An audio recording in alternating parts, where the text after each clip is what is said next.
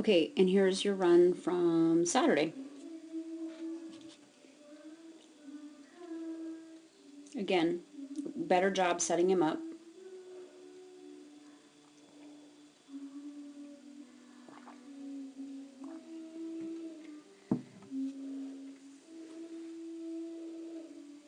Oops. That's nice.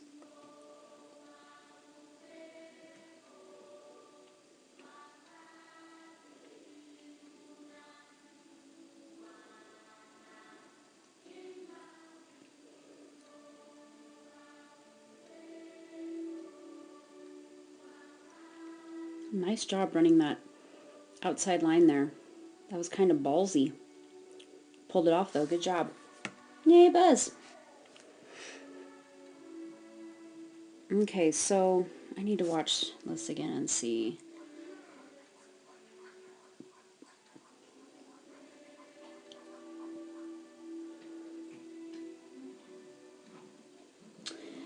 So, kind of debated when I first watched this.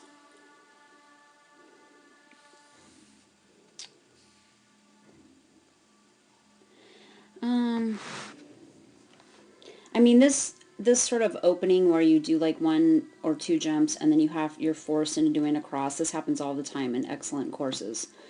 And so when I watched this the first time, I was trying to think what would be good advice to give you for this type of opener since it's fairly common. One option would have been to continue running here and then do a rear cross on the flat and send him this way. The problem with that is that you are actually a little bit farther behind because your path is that much longer versus coming on this side of the jump and then going like that.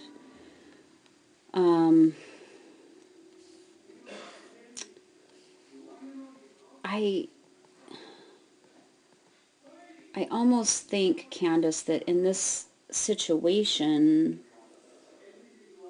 I don't know. This is up to you. This is something for you to think about. Just doing a front cross on the flat between these 2 jumps. Okay, so you get him over this jump, and then you just turn into him, and you do a front cross on the flat. And the only reason I'm sick, but I don't know. I mean, it could be that the front cross is more difficult for you than it's worth, the risk of, he turned the wrong way. That's the only thing I'm thinking about. Now, you don't get called for that. I mean, he just did a little spin and then he went on his way. And so if the front cross on the flat would be too difficult or too cumbersome, then I wouldn't recommend it. But it's maybe something for you to think about because it's very, very, very, very, very common that, you're going to do 2 jumps and you're going to have to do a cross of some sort in an excellent jumpers course. And I don't know if there's an advantage to you just like where you are right now, just, doing a front cross and getting the side change done so that it would be a little bit smoother here, and then it allows you to be a little bit farther ahead instead of having to send him and then cut behind him. So, I don't know, just something for you to kind of think about, play around with that practice. You pulled him off that one, that's pretty obvious. You just, I mean, and you probably knew it as soon as you did it, but you would need to go to jumps further with him because he pulls off pretty easily. So you tried to send him and then you pulled off and he just came right with you.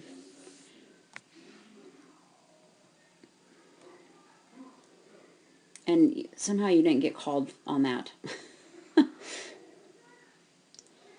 And I don't know if maybe you were trying to do a blind or something in here. Maybe that's why, you pulled off of this one because you were trying to get down here to do something. I'm not sure.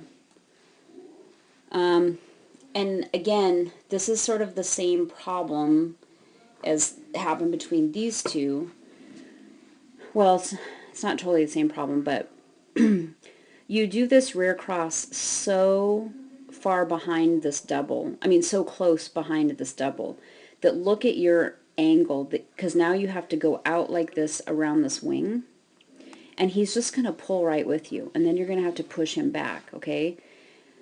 So, and he's not, I mean, ideally how you would do a rear cross here is you would be even with the dog at this jump, the jump before the double, even, and then you would send the dog and you would cross way back here so that your that line's not right. You would cross back way back closer to this jump so that you could get around this wing and show a nice push to this jump. But what happens where you are now is you've just done the cross, and now you have to go like this, and he's going to come with you, because that's what he does, and you're going to have to push him back. So, again, think about if it would be better to do a front cross on the flat between these two jumps. Okay, so you get him over this jump, and then just turn into him and do a cross on the flat. But you would have to do it close to this jump, otherwise you're going to be stuck in the same situation. See how far over you are here? When to do a rear cross between these two that would allow you to easily get this jump, you would really need to be like here by now.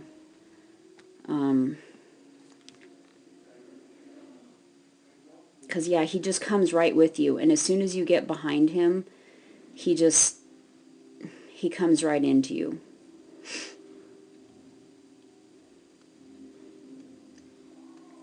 And then here's your decel and walk in the weaves again. I'm not going to harp anymore about that because I did on the first video.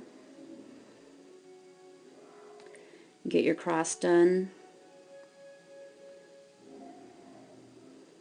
You get him in there, and then the end is pretty nice. You get him in the tunnel, he sends to the tunnel good, and you take advantage of that. And then you're really brave, and you run this outside line, but he does it really nice. He likes it when you run like that. He does good. So let's see what you're doing. So it looks like your head is actually pretty up.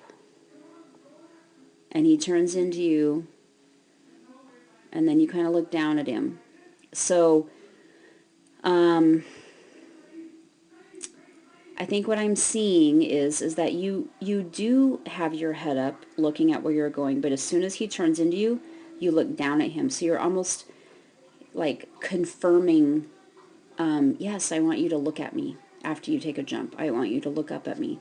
So we need to try to break that habit a little bit and see if it has an impact on helping him run a straighter line.